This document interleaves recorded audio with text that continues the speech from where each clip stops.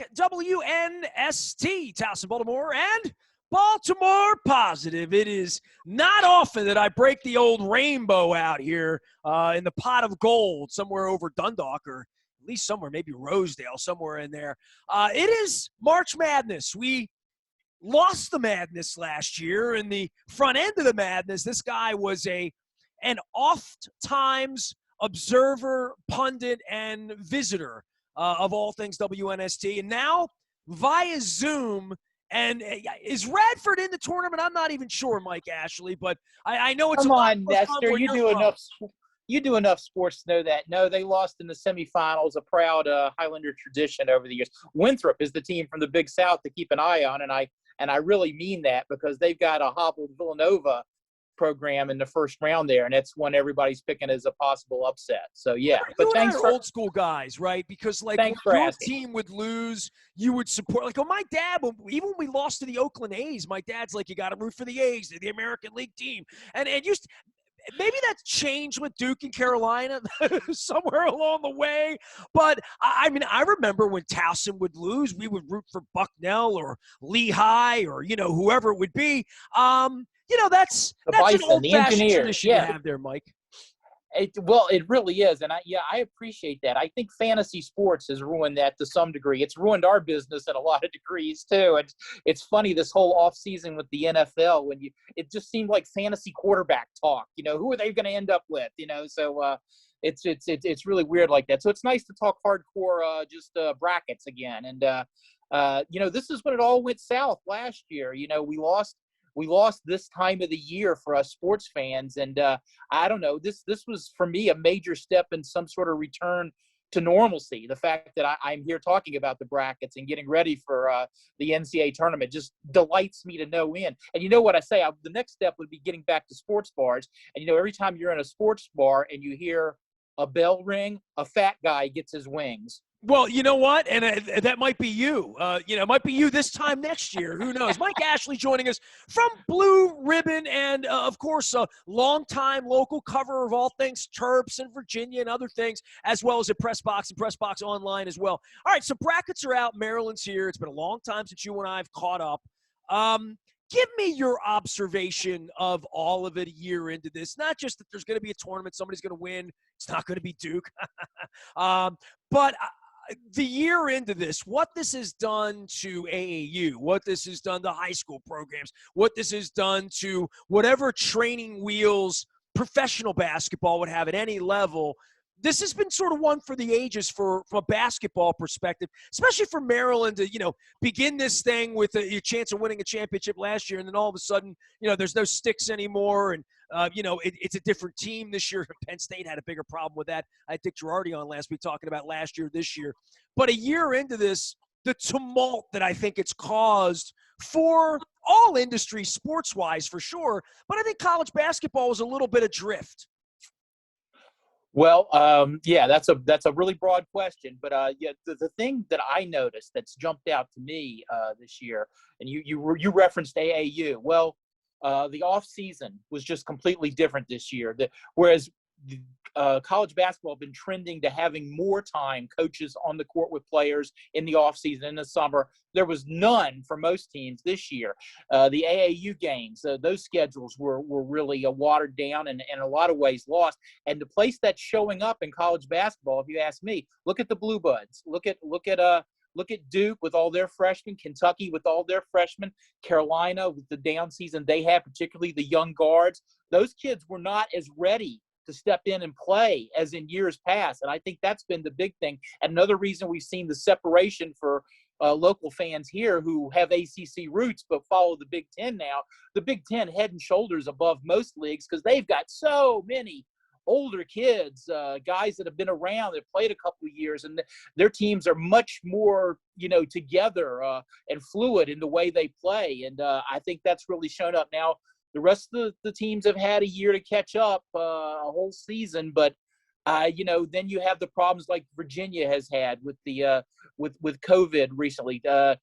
Today, I woke up to hear that some top officials have tested positive and been sent home, including my pal from my hometown, Roger Ayers, who's one of the best guys working in college basketball today. So, yeah, there's even on the brink here, we're still struggling to get everything together and get that normal feel back. But it's just so good to have kids playing and to not be talking about it as much as we were last year. Well, Mike, you love all the college sports. I mean, you may be more of a college football expert than a basketball insider at this point, but the football season was just not good, right? I mean, the NFL, everything sort of happened. Even if we did play on Wednesday afternoon once in a while, they got the games in. It was a good season. And I did not talk to you last summer, but I kept using Eddie Feiner as a reference. And I know a guy that looks like you. See, I knew you'd laugh at that, right?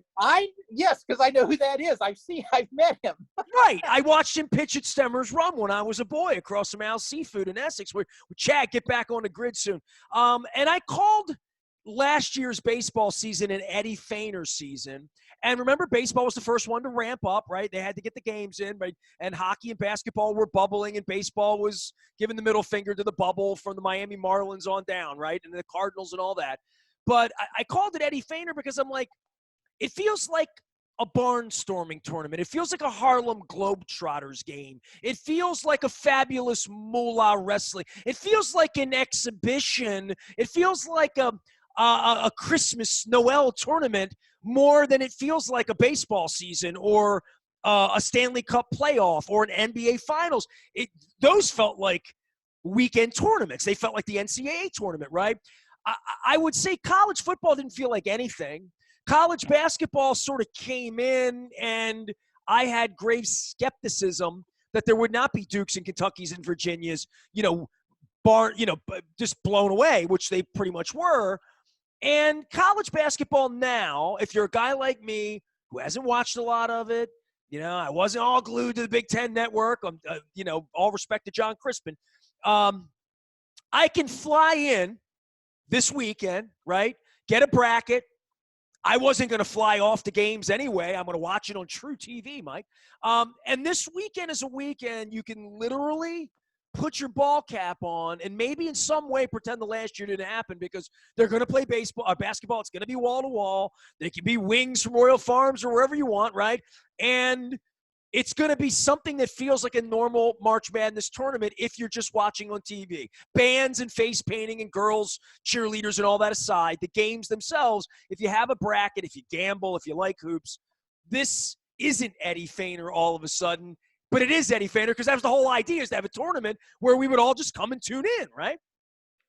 Hey, all the schools desperately need that TV money. There was no way they were not going to play this because, I don't know, we saw the trickle down of the agate of programs dropping sports. And it's not going to hurt football and basketball, but it's the other sports. And you like you said, I do love those sports. I love the competition in college for all the kids. One thing that brought it home to me, I'm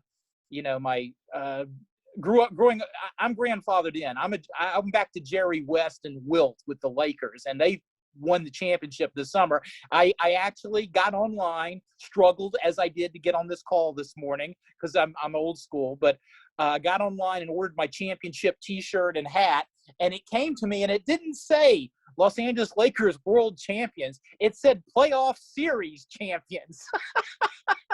How disappointing was that? That screams Eddie Feiner.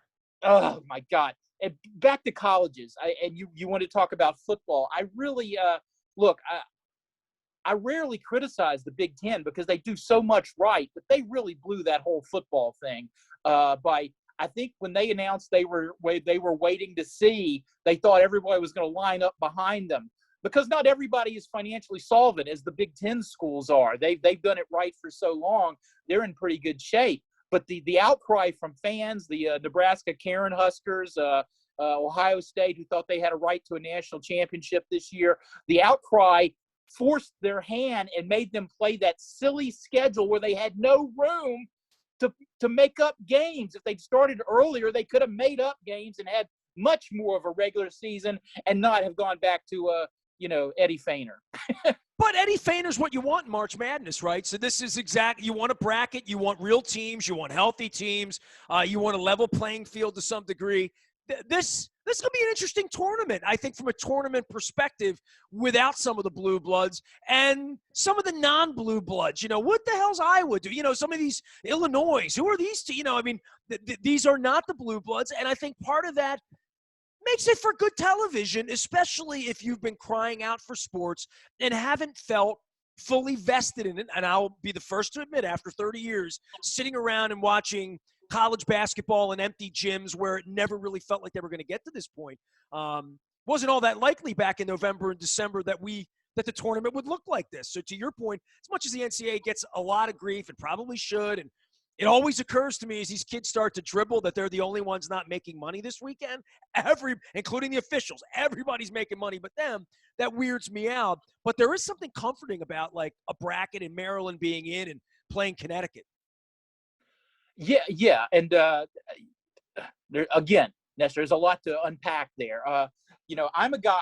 I'm actually a strange situation because I actually worked in college athletics inside athletic departments for about 20 years before branching out here. Once I moved up to this area as a freelance sports writer, I never liked that argument about the kids not getting paid. As a guy that paid off my student loans for 10 years, for the families, the kids that do it the right way, there's a big payment there. And to say nothing of the opportunity to jump to the pro level now, much earlier than when you and I were in school. That's changed a lot. But I think there is a lot there. The experiences these kids get, particularly this week. Although I got to admit, I chuckled because to think that these kids sacrificed so much this particular year, keeping themselves away from the student body, doing so much, unto themselves online and, down to the team meetings that they had in Zoom and things like that, all that, like they were all going through, stuck at home. And now these poor kids, what do they get? A fabulous trip to Indianapolis, ladies and gentlemen. A fabulous trip to Indianapolis. Well, it is late to stay spring. in some hotels there spring. and eat Indianapolis food. So I don't know. I guess they could have done better than that. But yeah, hey, look, I'm not complaining. For those of us stuck at home, it's just wonderful to have the programming. Thank you. Well, when Maryland was 4-9, we weren't talking like they're going to be in the tournament. Many would say, and the much maligned Mark Turgeon, every time we mention Mark Turgeon, we say much maligned Mark Turgeon, has them back into a dance here in sort of an unlikely year in a lot of ways. I mean, he may have done his best coaching job this year because he may be more bereft of talent than he's been certainly of any other year they made the tournament. Look, Mark Turgeon's been to 5 of the last 6 NCAA tournaments. So, I don't know if that narrative really works. This team, I actually had to preview the region they're in and encapsulating them to fans that aren't familiar with Maryland. I sat down and I looked at the criteria that make really good NCAA teams, and I got to thinking, Maryland doesn't rebound particularly well. They don't turn people over, yet they play good defense. Offensively, they went to that 5-out thing, spreading the floor completely, but they're not a particularly good shooting team. They don't have a low post option. They don't get to the free throw line. They don't hit a lot of threes generally. How the heck are they here? So, yeah, there's something to be said for the job Mark and his staff have done and the way these kids bought in. Now, we'd all feel better if they hadn't had that late season slump, but to come back and to beat Michigan State in the tournament, well, my gosh, you don't want to be playing Michigan State this time of year. They are harder to kill than Dracula. No matter what situation they're in, Tom Izzo is the man this time of year, and that was an impressive win. And I'm anxious to see what they can do. Although I think UConn is a tough matchup. I love that Book Night kid. He can put some points up in a hurry. So the lower scoring the game, I think the better off for Maryland. Well, I mean, I don't think anybody's thinking Maryland's going to be playing the third weekend, but it would be something really refreshing out of all of this to beat Connecticut and have a stone's throw against Alabama, right? Yeah, Alabama is going to be really good. In fact, in my first blush through the bracket, I got them winning that region. This is basketball, not football. Just want to remind you. Yeah, but I think Nick Saban gets in and helps him break down film or something. Wimp Sanderson's gone. So's his jacket. Yeah, I like that jacket. That was the Radford School color jacket he had, by the way. The Highlanders, yeah. But I agree. Now the other thing about that region is you got Georgetown there, who is everybody's darling right now. But I'm telling you, watch out for Colorado. they are one of the oldest teams, like in the NCAA, 2.3-year average in experience for those kids. And they're a team that actually fits a lot of the criteria to make a run if they get by, what is a really red-hot Hoya team. Mike Ashley is here. He's with Blue Ribbon as well as at Press Box. Tell everybody here is familiar with Press Box. Tell everybody about Blue Ribbon and what you're doing, because there's a lot of coverage going on right now. This is a good couple of weeks leading into all this. And there's always college football, and I know in this part of the world, and every Monday we have Bruce Posner from Terp Talk, lacrosse ramping up as sort of maybe the next thing. And I guess we'll have college baseball and softball, all that. It's keeping Chris Pica busy with the CUA. I'm sure it's keeping you busy as well, right?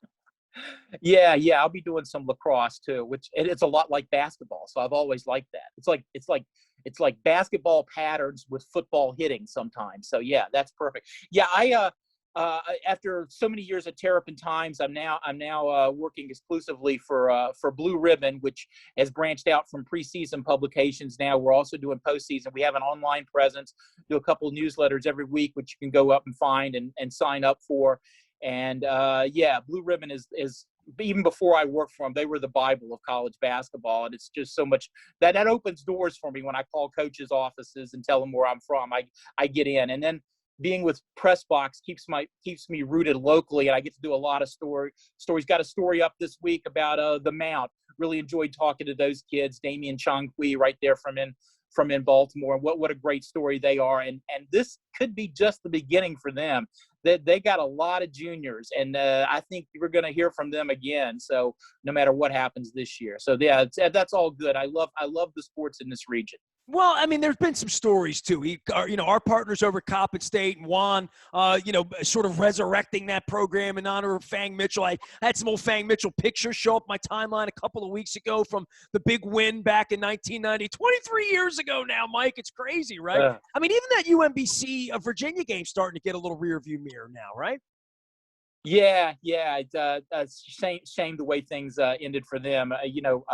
Ryan Odom, I saw him as a kid running around the 5-star camps back at Radford when Howie Garfinkel brought that there for about 5 or 10 years. Of course, his dad Dave Odom was a big wig there running those camps, and I saw so many great players come through there. It was so much fun in the summer to duck out of the office and just go down and watch. They set up basketball courts on the tennis courts outside, and oh man, was that fun! In Virginia, that time of year, I mean, you're sort of post Alonzo Mourning and post summer. Sort of Iverson at that point, right? It was the summer for 5-star, so yeah, we were good. The other big sites were Robert Morris in Chiropolis, and I think they had one up in New York State too. So yeah, but yeah, hey, that stuff hopefully will be back this summer too. The big camps.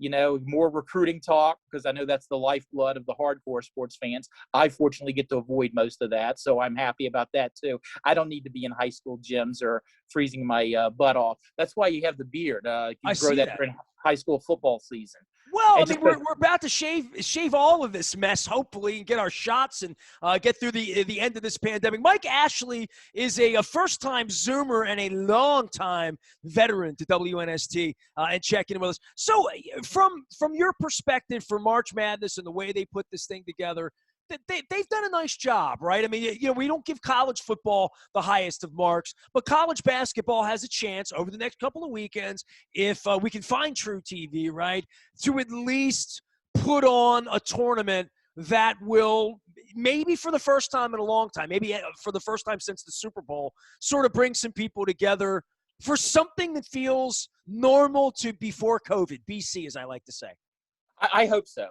Now, I think there's always surprises. The thing with the officials this week, the thing with Gino Ariema on the women's side, this looks like at least the first 2 games for UConn, a top seed on the women's side. So yeah, there's still some hoops to go through. I didn't get to finish reading the story this morning about what UVA is experiencing, but I know they're not leaving for Indianapolis till 24 hours before their first game. Plus, because of the contact tracing and the things going on with the protocols for them, they aren't allowed to practice. So you're going to the NCAA, you don't get to practice. You get to do your individual workouts and things, but and you're doing your meetings and scouting reports over Zoom calls. So we'll see how that goes. It doesn't. I wish I had a professor where I could tell him I did my homework in my mind. I did it in my mind. Hey, I have a good friend who was the coach of what they call it, the College Bowl in Virginia, which is actually a thing now where they have like the classroom quiz kind of thing where the kids have to answer questions and compete, in kind of a game show format almost. And I asked, he was a coach and the coach of the team, and I used to make fun of him about that. I said, what do you do? What do you do to get on the guys, when they don't do well? And he goes, well, I make them think about running laps. Give me 10 virtual push-ups. Right. Mike Ashley joins us here from Blue Ribbon and from Pressbox Online. I guess in the aftermath of all of this, did you go to some games this year? Did you get out at all? I mean, I went to Houston and sat on the roof for the Ravens-Texans game in week 2. I went down to D.C. There were no fans for the Ravens game, and I did Philadelphia where there were some fans. I've been to 3 sporting events. I went to a high school football game in Florida 6 months ago, but nobody's supposed to know. But other than that, I literally have not attended a sporting event in a year. Dude, this is my life. This is all I've ever done professionally, and certainly before that, even semi-professionally. And as a kid, it has been a wild year in that way, that taking walks with my wife in parks in Hartford County and Howard County and curbsiding food and watching Food Network and building a new business. But having sports taken away, it's the first time I've had you on, man. I think we all felt it sort of in our bodies last May and June when everything was shut and everything was weird. Now that things are opening up, I find it interesting to see who would prefer to have a beer at Merriweather Post at, let's say, a Sheryl Crow concert or a Chris Stapleton. You pick your music versus, well, I got to get back to a Maryland game or a Ravens game or a Nationals game or whatever. That's going to be an interesting scramble for people who consider themselves sports people. Yeah, well, I straddle the fence. I want all of that back. For me, I actually covered one of the last full conference tournaments last year. I was down for the Big South tournament involving Bradford, and that they actually got that in because those tournaments play earlier before the bigger schools. So yeah, you entered like 3 days before the mess, probably like March 10th. Right. Okay. Right. So that was the last event I was actually at. But I covered a lot of games this year, Nestor. Particularly thinking about Maryland, the way they were able to do things. All the games except one were on TV, where I didn't have to log into ESPN3 or one of those crappy things. I could watch on the big screen here in the man cave. And then afterwards you get on a Zoom call and you get to talk to people. Now, obviously that's not the same, but you could get quotes and you could actually file a story. And I did a lot of that before, it's funny in my business, it seems like game stories are becoming less and less important. Everybody that wants access to an event actually watches it. So what do they need me to recap it for them? So the business is changing like that, I think, in a lot of ways. There's no doubt about that. And, I've lived a year in Zoomtopia as well. And I haven't been in a room with an athlete in a year, which is, I'm working on 37 years now doing this. It's a little weird, but we're all in it together. It's great to see your face on Zoom. You doing any comedy? You working on anything here? I mean, where am I going to go do comedy? Out, man. Come on. There's nobody in clubs. I don't get to do press row anymore. Come on. It's yeah, but hopefully there'll be some of that again. I just looking forward to getting out and seeing people and that sort of thing. So yeah, I'm working on a comedic look. If this works. You could have told me earlier we were doing a Zoom call before I cut my own hair this weekend. That's good information I could have used, but that's all right. Yeah. It'll grow back in comedy. By the time you make your way back on a stage in August for all of us. It'll be good. I'm working on a whole new thing here. So I will reach back to you on your unique brand of comedy at some point where, Maryland's not in the tournament. We have other more important fish to fry. Yeah. Right? Yeah. Zoom call video is not my strong suit. I've gone from a 4-head to a 5-head. I have lost 16 pounds during the pandemic here. I know that's like throwing a deck chair off the Queen Mary, but it's progress. I'm proud of myself. So Hydrate, Mike. Hydrate. It's important, all right? Take care of yourself. It's going to be a great weekend here at basketball. Several weekends of basketball ahead. And I'm sure you'll swallow some pizza and some wings and some aggression as well. It's always great to visit with you, man. Thanks for coming Yeah, on. hey, thanks a lot, Nestor. Everybody stay safe. Mike Ashley from Pressbox, as well as Blue Ribbon. You can find him out on the web everywhere that basketball and college football are served. You can find me at BaltimorePositive.com. Our audio vault now available on Stitcher and Google and Apple and all those places that the kids are getting their podcasts these days. And a big shout out to our friends at Wise Supermarkets. They have brought us in now. I said intelligent conversation, and we thought, how about Wise conversation? So my wife has found the whole organic section at Wise. We're going to be reporting on that on social media as well. Make sure you pick up some fried chicken for some basketball this weekend from our friends at Royal Farms, real fresh, real fast, as well as the coffee in my Cole Roofing mug. We are WNST.net, AM 1570, Towson, Baltimore, and we never stop talking Baltimore positive.